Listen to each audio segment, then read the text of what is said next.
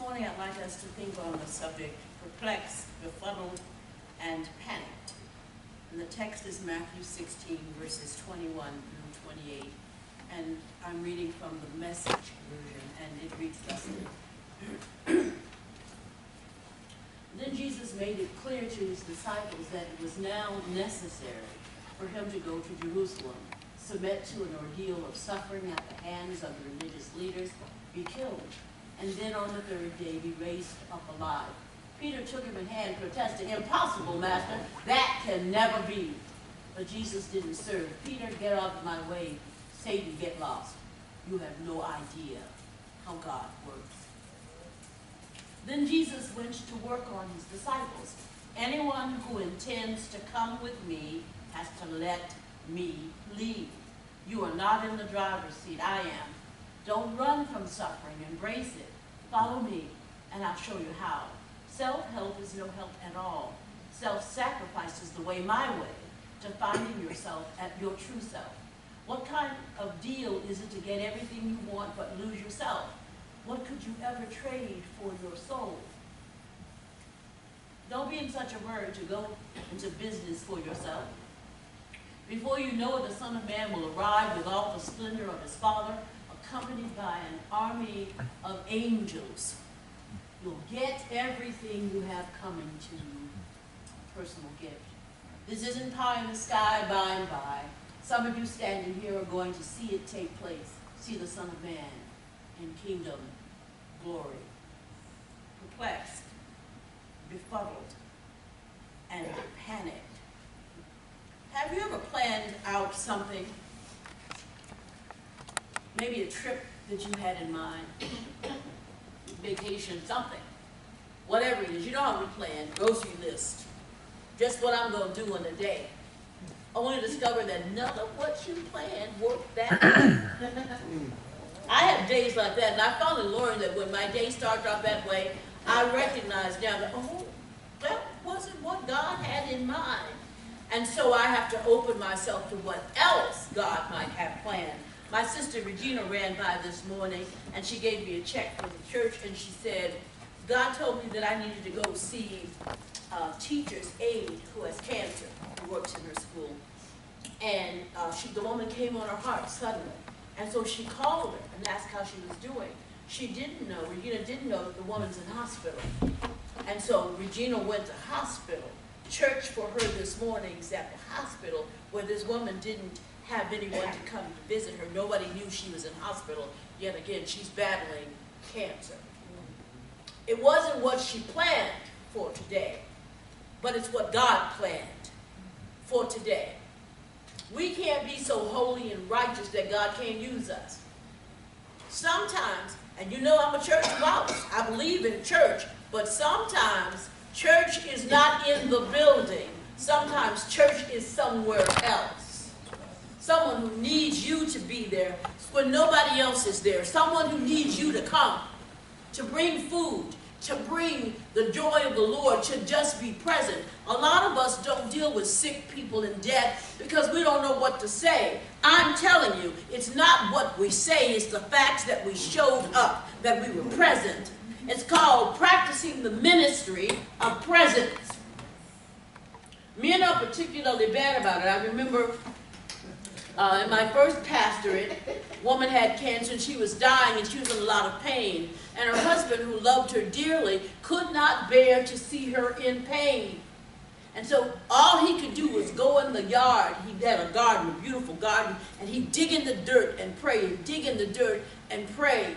And she said, her name was Weretine, where she says, I wish Pope could be with me, but I know he can't stand it. And so I would come, or other people who could practice the presence, ministry of presence, would just come. She was too sick to talk, and people's voices made her nauseous. So she didn't need you to talk to her, she just needed you to be with her. You understand? Remember that. People don't always need to talk. Most of the time we do not know what we are talking about anyway. So don't worry about talking when people need you. Just be there. Just be there. Let them know that you're there. Show up with a casserole. Come clean the house. Do something so people know that they're not alone. But we get started on our day, on our way, and we've decided what we want, and we're going to go through with it by gum, by golly. But every now and then God breaks in and goes, no, you are not in charge. You said you are my disciple, my person, which means you got to take your orders from me. And it's not like we can't find out what God's orders are. God is very clear. God talks to us all the time. We don't listen all the time. We don't hear all the time. But God talks to us all the time. God is an equal opportunity talker. If you ask him, God will talk to you. You don't have to be ordained minister. You just got to be you who have tuned your ear to hear from God. That's it. If you tune your ear to hear from God, you're going to hear from God. Now you can be mad, because sometimes we're mad with God, because things don't turn out. What makes us mad with God, can I just tell the truth? Yeah. What really makes us mad with God is God will not do things our way. Thank you. You know what I'm saying? We think we know everything, and this is what I want, and I want it right now. And I don't understand why this is not a good plan, God. And God reminds us, you are not in charge. When he tells Job, did you create the vine? Did you make the world day and night, water and land? Were you there at the dawning of creation? What are you talking about? You don't know anything. Your life is a breath. And if I breathe on you, you'll wither like a flower of grass. And you trying to tell me that you got a good plan? Hush. Be still. And know that I am God. And what we have in this passage is the way human beings get it all wrong in the face of God's plans. This is central for us as followers of Christ. Jesus tells his disciples in this passage what he came to do. Now he's been with them 3 years. They still don't get it, and so he tries one more time to make it clear to them.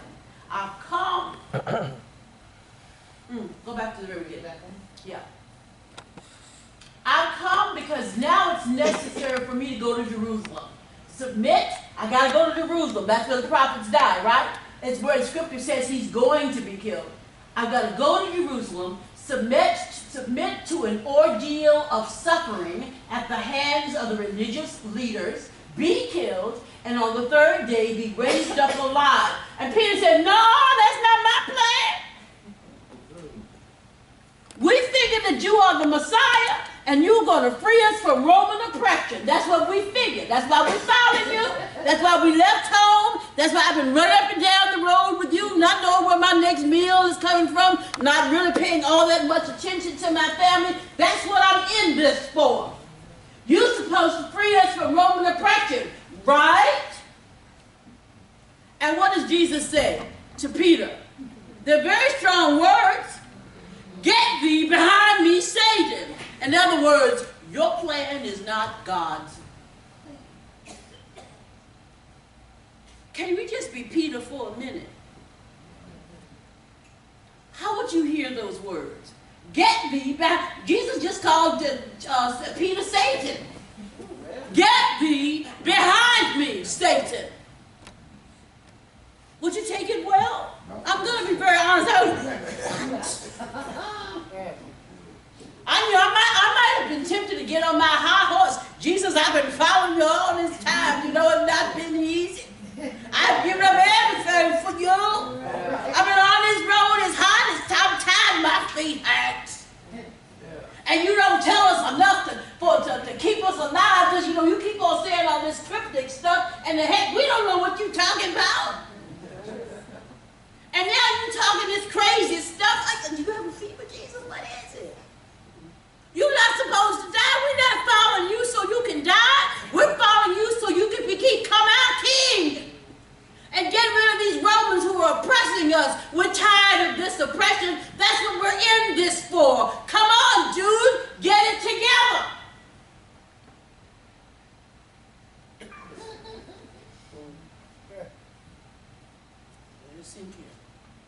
Be Peter.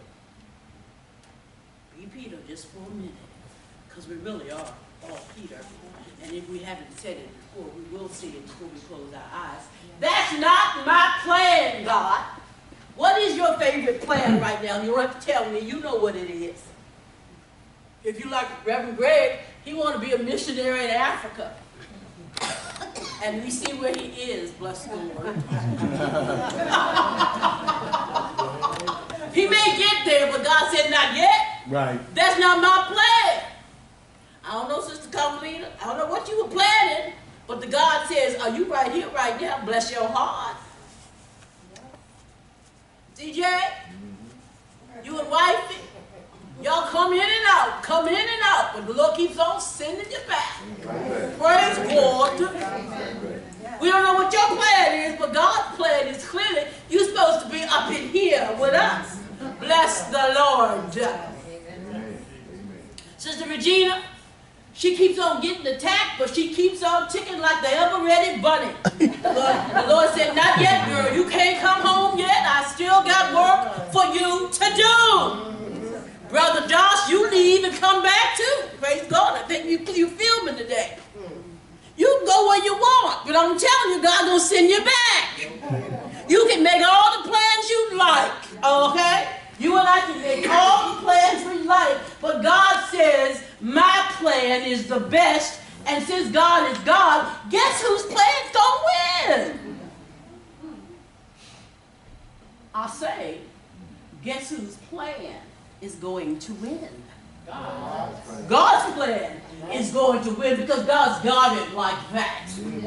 God knows what God is doing. We don't. The truth of the matter is every time we say yes to God, we say yes in faith. The truth is we don't know what crazy God's going to demand of us.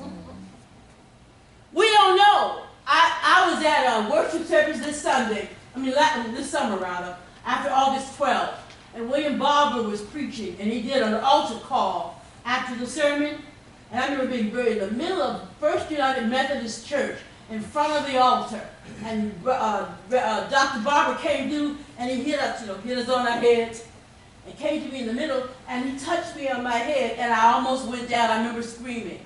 And then I was speaking in tongues, and I went, oh my gosh, I just said yes to God and something. I don't know what I said yes to, but I said yes to something. Turns out what I said yes to is doing revival in Lynchburg with red letter Christians. Now, y'all, I'm not anybody. Not really. I'm just me. But God gave me that task. God gave me that task. God gives you tasks. God gives all of us tasks if we'll say yes. And if we'll say it not even really knowing what it means. We say yes because God asked. God says, we say we are Christ followers, which means that we give God permission to use us where God will, when God will. We say yes. We don't know what that yes will look like, but we say it in faith. April 6 and 7, Lynchburg, E.C. Glass High School. Church people, I need you to be with me. I'm going to need a lot of prayer. Because the devil attacks when we say yes. I've had less energy the last few weeks since I said yes. And I went, what the heck is going on? Because the devil doesn't want things to happen. And so you get sick. Or you get tired. You get confused. We're open to attack. Because there's some things God knows the devil doesn't want to happen. Which is why Jesus says to Peter, get thee behind me, Satan. God's plan is that I do the things that I've laid out. You're getting in the way of God's plan. For your plan, which is so much smaller and more insignificant. Do you understand, Peter, that what God has in store for me, the thing that I must do is to die on Calvary so that you and all after will have a right to the tree of life. If I don't do this, Peter, you can never get to heaven. Get thee behind me, Satan. Your plan is not God's plan. And then Jesus went to work on his disciples because clearly at this point Jesus recognizes and he wants them to recognize that they don't have it right. And they're just like us. So if the disciples of that day didn't have it right, guess what? We don't have it right either. He says, let me tell you something.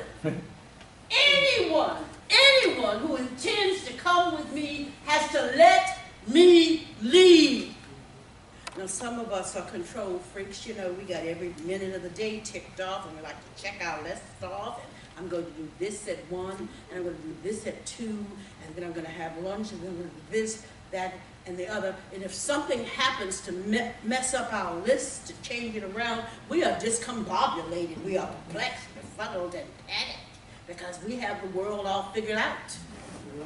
And as long as it goes the way we want, we're good. The moment it doesn't happen the way we think it should, we don't know what to do.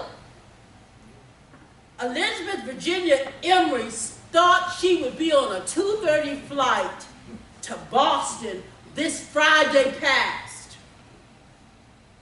When she got in touch with me, it was about 4:30, 5:30. She was in the bus station of Charlottesville waiting to get on a bus to begin an 18-hour bus trip to Boston, which was flooded.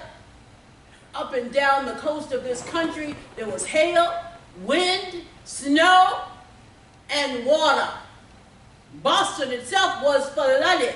People died with downed trees. The trains were full at first, and then the trains stopped service because they couldn't get the tracks to work right. All that was open to her was a bus. Can I tell you how I hate the bus? I cannot stand the bus. The Lord knew to send her because before you say bus, I said, I think I'm going to go on home.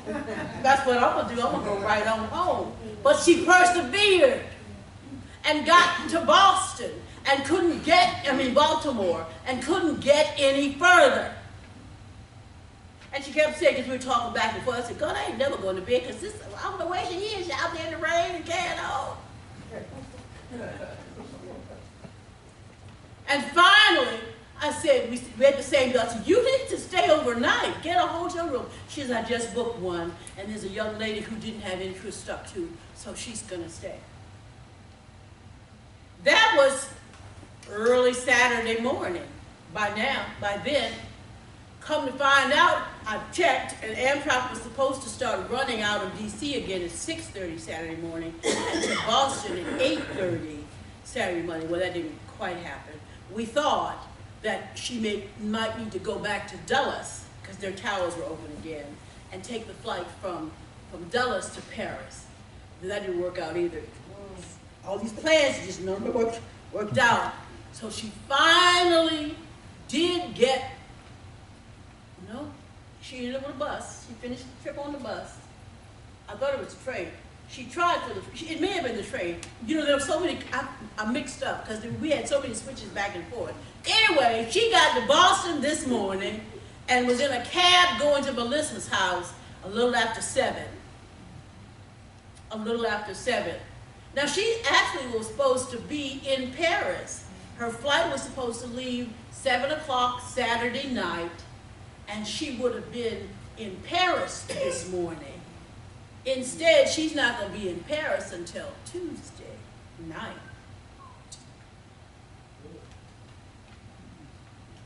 Those days of the trip are gone, but in the meantime, she met people whom God meant for her to meet. And she did it the way God wanted, for whatever reason God wanted. Has God ever used you? Has God ever allowed somebody to be used for your benefit?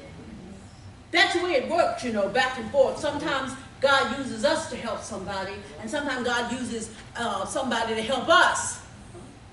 That's what we signed up for, y'all. That's what we signed up for, to be disciples of Christ, to be used where we need to be used, when we need to be used, regardless of what we think or what folks think. Because, she didn't know this woman. And Pastor Liz, she'll give her shirt to anybody. I don't even know, I don't know what condition the woman was in. I don't know if she was trustworthy or not, but she shared a room with her, a hotel room with a complete stranger. Why? Because God said so. And the woman didn't have any way to get any rest that night. You never know what God's going to require of you. I never know what God's going to require of me. But if we listen to God, we will hear God asking us to do outrageous things. And if God asks us to do outrageous things, God will see us through it and give us the ability to go through it and do whatever God is asking us to do. God doesn't ask any of us to do anything that God has not equipped us to do. Okay? You may think you can, you just may not want to, but if God asks you to, if God asks me to, I can do it. You can do it. Yes. We can.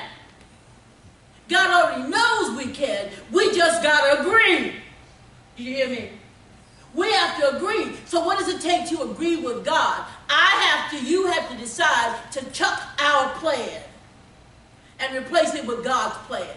And we don't do it just once. We do it all our lives.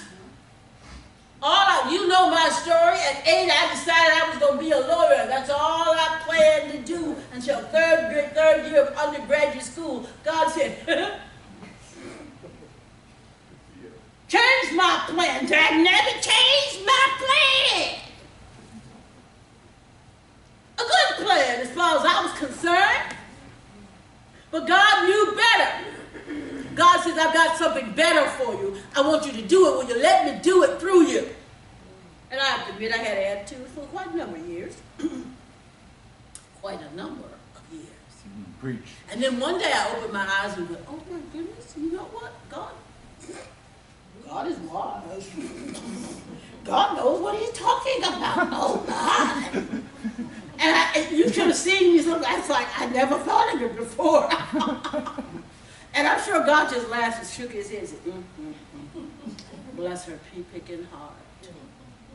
And God does it to you too. Bless your pea-picking heart. You don't know what you're talking about. Oh, God, I know. I made you. I know your name, the number of hairs on your head. Why would you think you know better than me? I put you on earth during this time and this place for a particular reason. The only way you know about it if you ask is you ask me. And after you ask me what my plan for you is, then you got to let me lead. Follow my plan, not your plan. Because can I just tell you a secret? If we follow our plans, it's not going to amount to anything. So the disciples are perplexed, they're befuddled, and they're panicked because who they think Jesus is, what they make of him, what they think he's going to do for them. He says, I'm not about any of that. Bless your heart. I came for something much bigger, much better. I came to save the world. I'm talking about saving you from the Roman Empire. I came to save everybody in the whole world, in the whole universe. Amen. We got to see the scale. Look at that, Roman Empire versus the whole universe.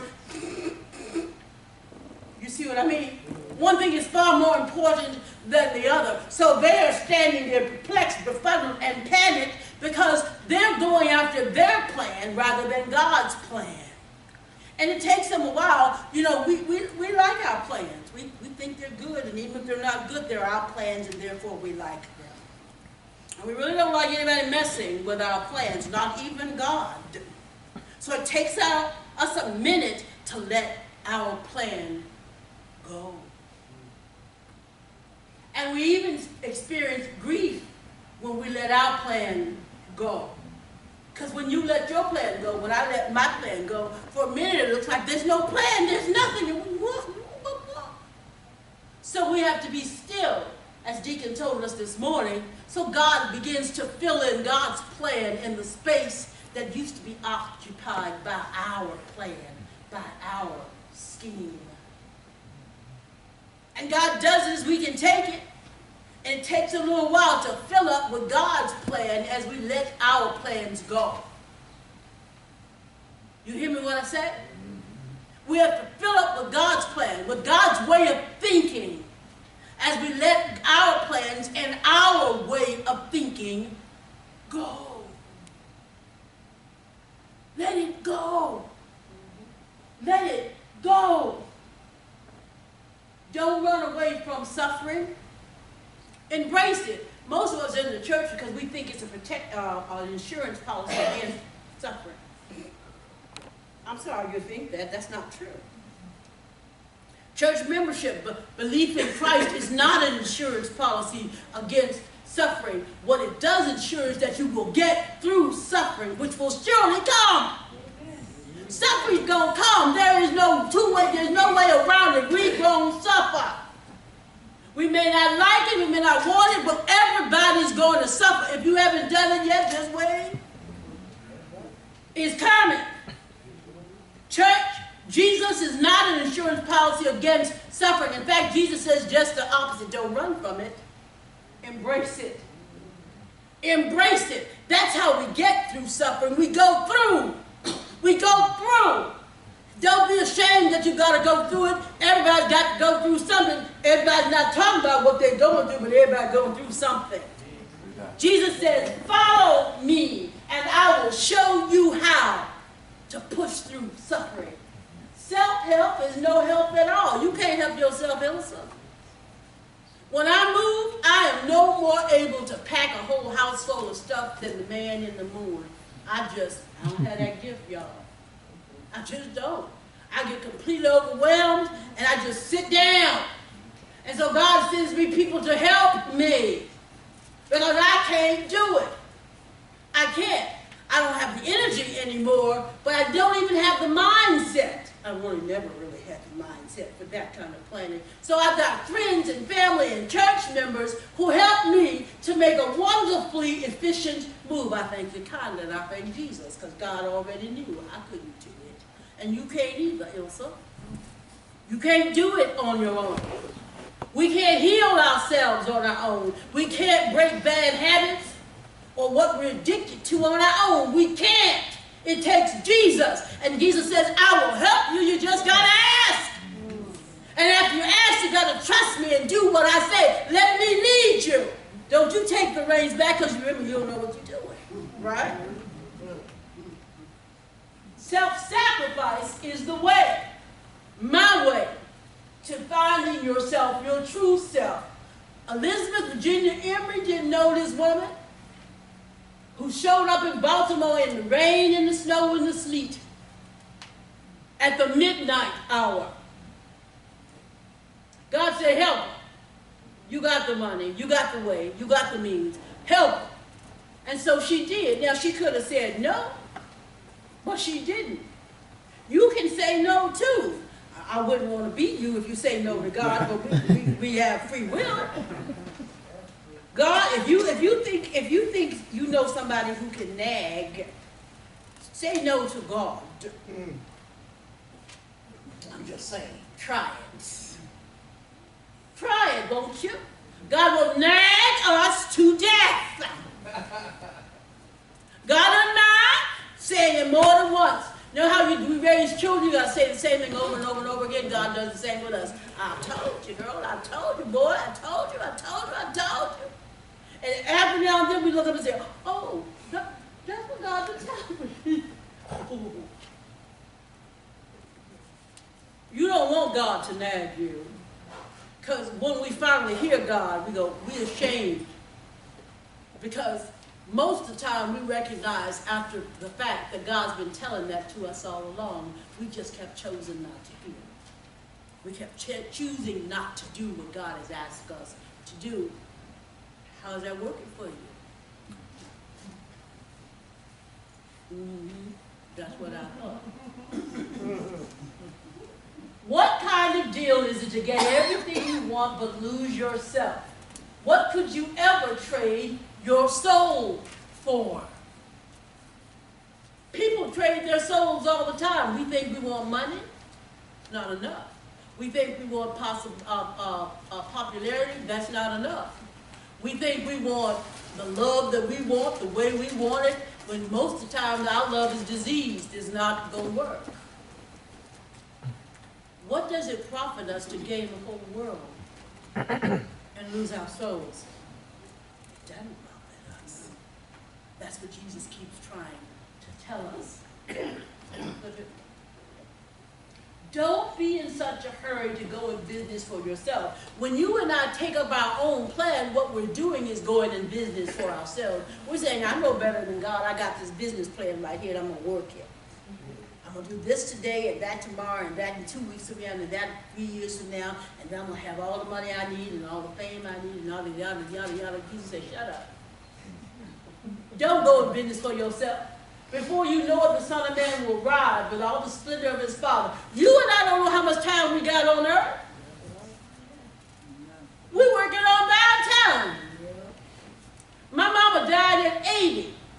My people are particularly long-lived. We expected her to live at least till 97. And she fooled all of us. I had a stroke at 43. My people have strokes, but we die in our 90s of it. Not at 43.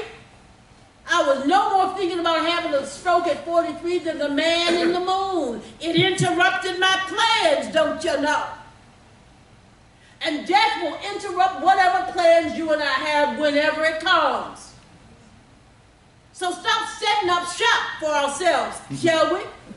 And go with what God has for us, whatever that may be.